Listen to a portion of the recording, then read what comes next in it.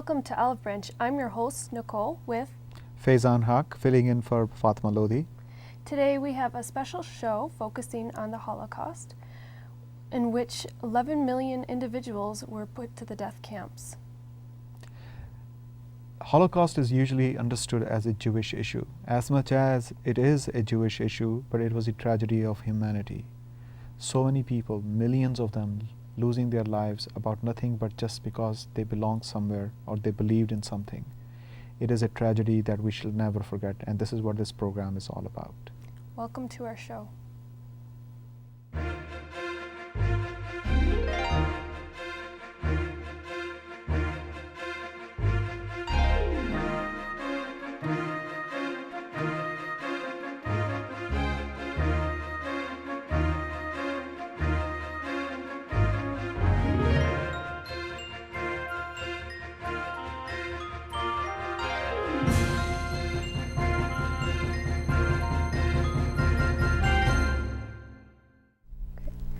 To start off this segment of the Holocaust, we're going to introduce some of our guests that we have.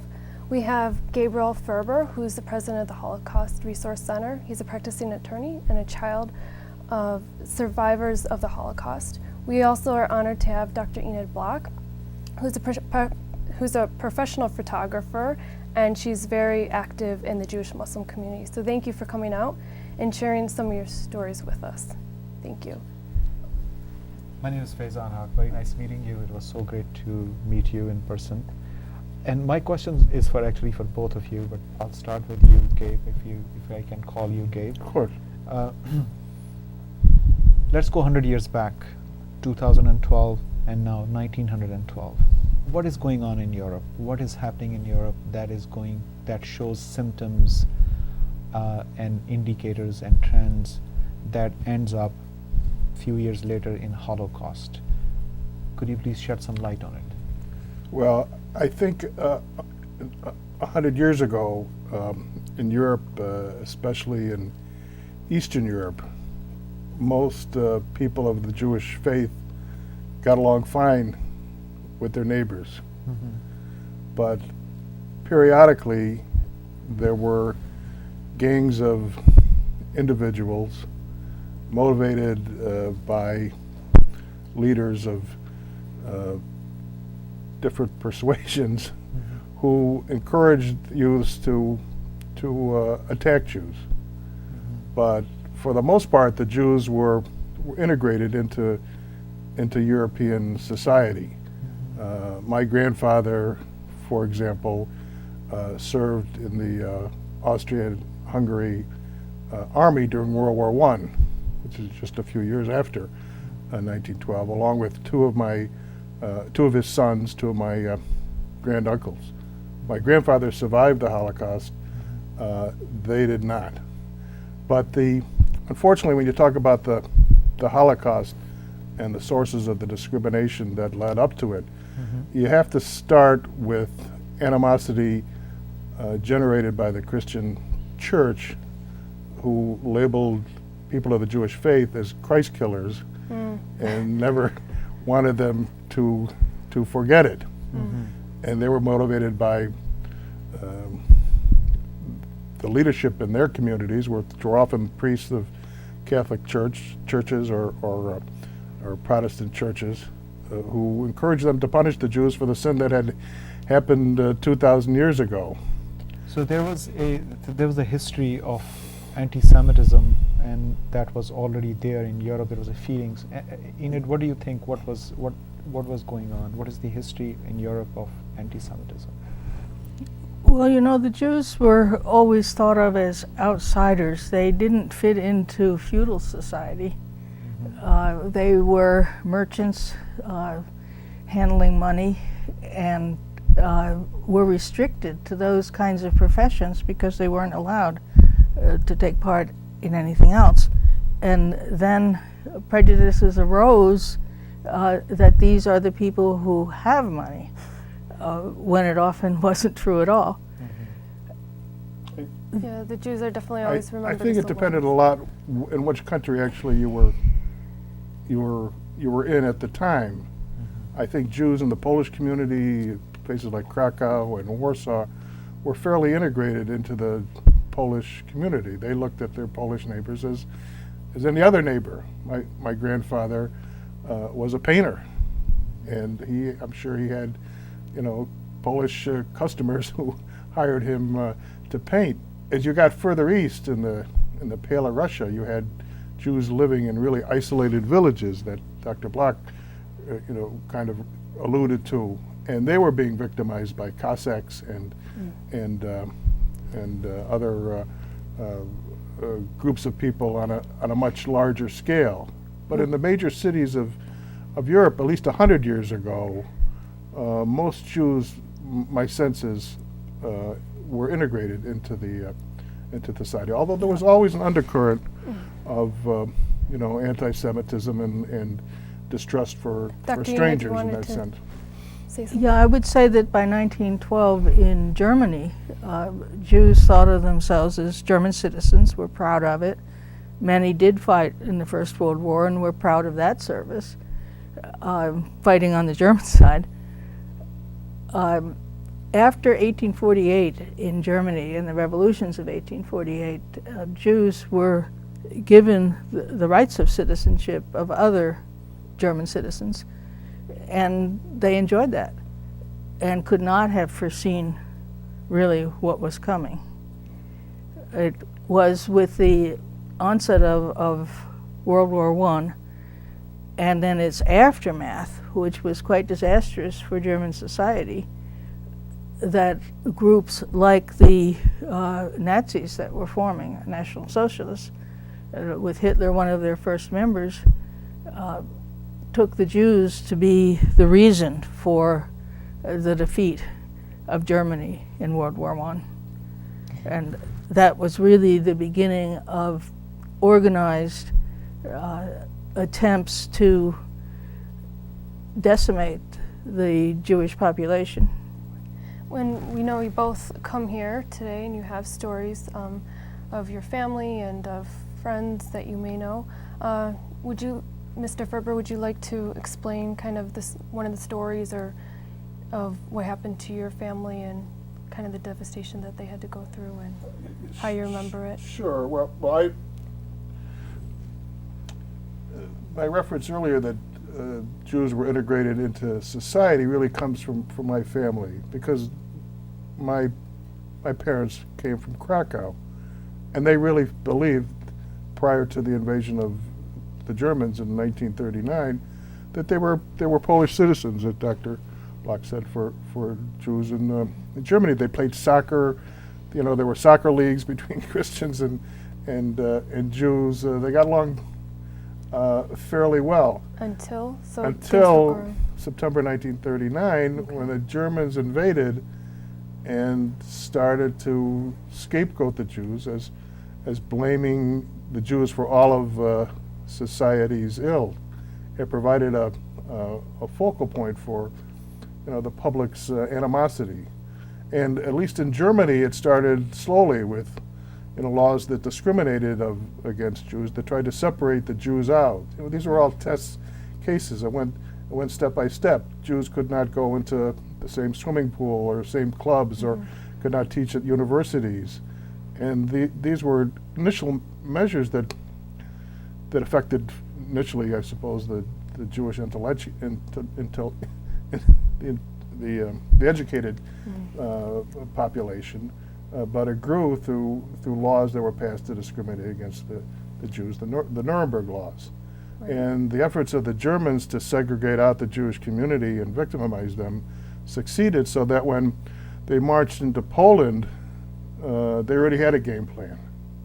So they knew how to round up people, segregate people, and they were very efficient. They were probably more efficient in victimizing the Jews than they were in combating the war, and of course they were excellent soldiers in that sense. But my family were rounded up in Krakow pursuant to decree. They had to move out of the home and move into a section of Krakow called Kazimierz, a little ghetto area of Krakow, and that was going on all over Poland.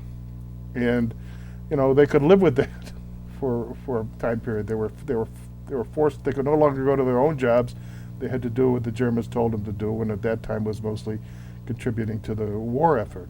But that evolved to the point where they wanted to segregate the Jews further, and they put them in a concentration camp outside of Plaszow. If you've had an opportunity to see Schindler's List, which is really the story of the Jews Right. in Krakow, you'll see that the Jews were moved from the town of Krakow into a ghetto, into a concentration camp outside, and from that camp, they were So moved to can I other just camps. stop Yeah. you? So while your family was being moved into the ghettos, and I'm sure it was a slow transition for them into the concentration camps, did they ever retell kind of what kind of thoughts were going on? Was there any kind Well, of it was resistance? there was not a lot of real resistance. I think there were restrictions against owning weapons or pistols, so the Jews didn't have access to these kind of weapons. But more significantly, they were victimized by the top soldiers in the German army, and there were a lot of them, and they came in and they essentially took over and forced you out of your house on bayonets. And this came as a shocking surprise to the civilian population. The reality is they didn't know what hit them. Right. Now, before they could think about organizing a resistance, and later in time they did organize resistance, they were already rounded up. Mm-hmm. So That's unfortunate. it's like soldiers coming to your house here and out of the blue pulling you out, making you wear a star or some other symbol to identify you as being different from everybody else, and rounding you up. And that happened to my family. So one of the primary And you emotions they suffered was fear, Right. and the second is to protect members of the family to the extent they could. You said your child of survivors. Yes, So what concentration camp were they in, and how did they survive? luck, both luck. They, My mother was in the Plaszow camp outside of Krakow. Mhm. She was transferred to Auschwitz, and she was a strong young woman. She was 17 at the end of the war, and she went to labor camps. So she moved from one labor camp to another, ultimately ending up near the end of the war in a labor camp called Flossenburg.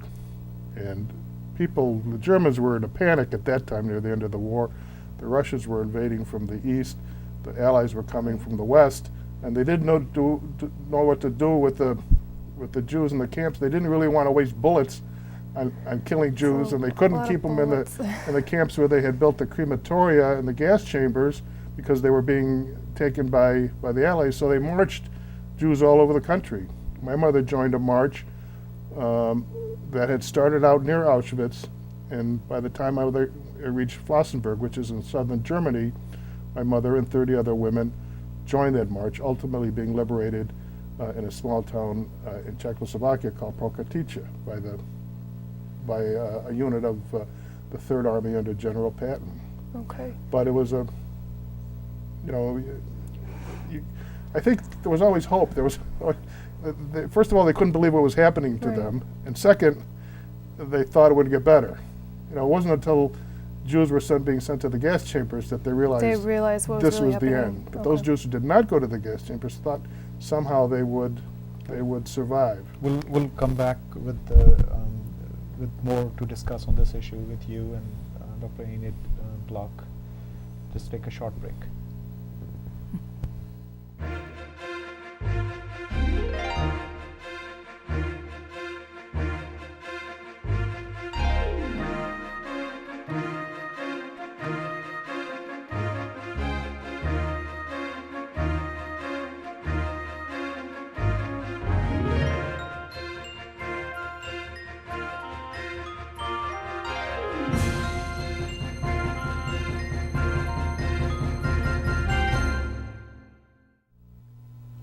Welcome back. We are in the middle of our program, Olive Branch. Today we have guests who are actually educating us on the Holocaust, what took place, what happened, and how it has affected the lives of millions of people. So my next question is from Enid.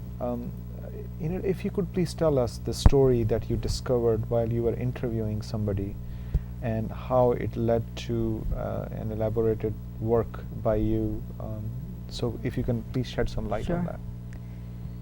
In the mid-1980s, when I was living in New Jersey, a woman that I knew as a kindergarten aide, my child was in kindergarten, called me up and asked if I would translate a letter that she had received from Germany. And she thought maybe it could be put in a Jewish literary magazine that I was editing. But when I saw what the letter was, that it concerned her imprisonment in concentration camps, I thought, well, there's a story here much larger than this letter. And I asked her about it. And it turned out to be the first time since she had arrived in this country after World War II that she had spoken about what had happened to her. She and other survivors had wanted to talk, but were told by Americans, no, put it behind you, start a new life. Right. No one wanted to hear, and so they didn't talk. And she didn't tell her daughter, she didn't tell her grandson, until after she spoke to me, and I put together her story in a chronological order, and she was able to give it to her family to read, did they find out what their mother and grandmother had been through. How long was it since she had actually went through the Holocaust and then had enough courage to then tell that and share that with you? It was 40 years. 40 years. She was 11 years old in Germany when Hitler came to power in 1933, and her sister was 13. It's amazing how quickly things happened after Hitler became chancellor. Immediately in the schools, the children who had been her friends for years would no longer speak to her. The teacher wouldn't call on her. She had to sit in the back of the classroom till the time came when she couldn't go to school at all. She had lived in a small city near Hanover. When things got bad, her family moved into the city itself. Then in 1941, the Jews of Hanover, who numbered about 2,400, were rounded up and then sent to the Riga ghetto in Latvia. Both in the place that they were rounded up, which actually was a Jewish school that she had attended, and they were kept in the basement, and people were always being hung in the courtyard. In the ghetto itself, she and her sister had to work as slave laborers. They would go to work every day. Things that we can hardly imagine took place there. There were days when every 10th person, everyone lined up, and every 10th person would be hung. There were days when somebody would look at them and say, Rex, go to the right, Lynx, go to the left, and you were either going to your death or you were going to continue working, and they never knew how that was going to end up. The worst day in the ghetto itself occurred when everyone was sent to work, and then the children who had come with their parents into the ghetto were all rounded up, stuffed into cattle cars, and left in the broiling sun for days until there was no more noise coming from the children. And then my friend's sister, I should mention their names, they are Gertrude Sonnenberg, born Mikkelson, and her sister Herta Adler, also Mikkelson. The sister by then had become a nurse. They were 19 and 21 when they were sent to Riga. And as a nurse, she was given the task of taking the children's bodies out of the trains. They were by now covered with maggots. And these were children, precious children that she knew.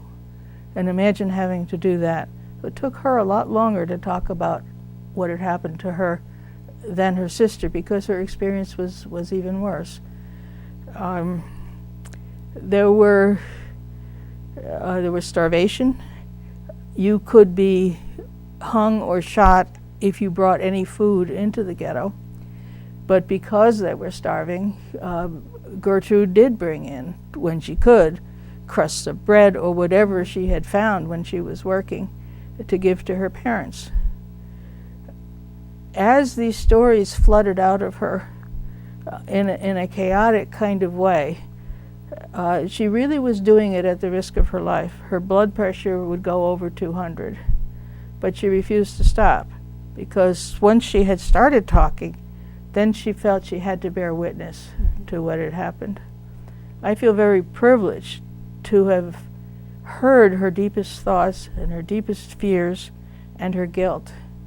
I felt I served almost like a psychiatrist in helping her to face things like the guilt that she felt.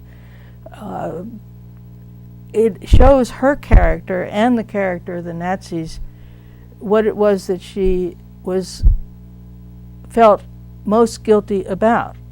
And I thought when she finally was saying, well, I'm going to tell you this terrible, terrible thing that I did, I thought she was going to say, I stole food from starving people or something of that sort. But it wasn't like that. What she told me is that one day she was put in a wagon as one of a dozen people who were to be driven off to be shot. She jumped out of the wagon. She was caught again. She jumped out again and ran away. And they took a man off the street and put him in her place. And so all these years she suffered in her conscience from the fact that someone had died in her place. And that's perhaps the cruelest thing that the Nazis did to these people. These good people had to spend their lives regretting actions which were not their fault. I'm sure it must be very, very difficult to tell these stories, but as you know, that a lot of people they have heard of Holocaust, but they have not heard the experiences, and we want all the communities, and especially the Muslim community, to understand what Holocaust means for the Jewish community, what it means, and how it affects them. So that Yes. brings our and I believe your resource center is a great place to actually learn from about this experience, and where there's a lot of resources available. So if you could please tell us something about your resource center. I appreciate that, Faizan. Thank you. You know, it's almost a cliche to say that education will solve the world's problems, but that we actually have that kind of a philosophy at the Holocaust Resource Center. The evil that was the Holocaust is so enormous that it should be ingrained in the memory of people, not just Jewish people, but of humanity, that one group of people could do this to another. There is extensive documentation for the Holocaust. There are many documentaries, and some of the best documentary evidence comes from the Germans themselves. Oh, yes. They took pride in their evil. They took pride in the efficiency of their evil. It's incredible. So anyone who doubts that the Holocaust occurred just has to look at the films taken by the German government at the time, and it's all laid out there. The testimony at the Nuremberg trials, documents the evil. And what we do at the Holocaust Resource Center is try to make that information available to the people of Western New York. And our biggest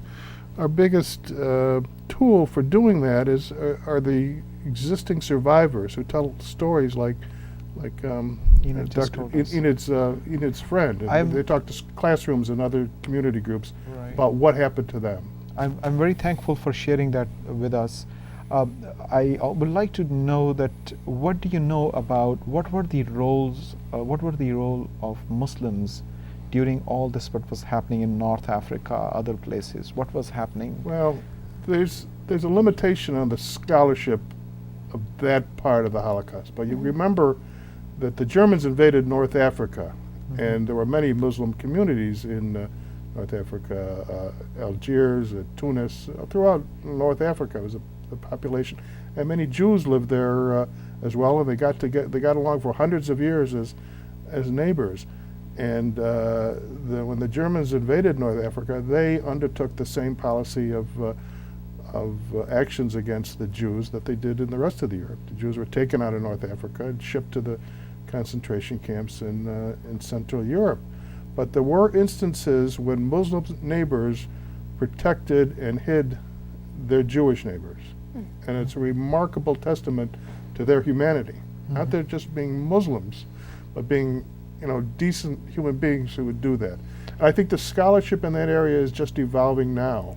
But there are many, I think there are many documented incidents where that has occurred. And I believe there's something. There is a book written about the efforts of Turkish people to help Jews escaping from the Nazis, and they did help.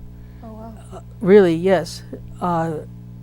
Many people were trying to get out of Northern Europe and to come through Turkey to make their way elsewhere, and the Turks protected them. So we have basically just scratched the surface of this, but we really thank you for taking time out from your schedule to come and speak to us. We would like to talk more, and in future I hope that you can spare some time, and maybe we can have some Holocaust survivor come and talk to us as well.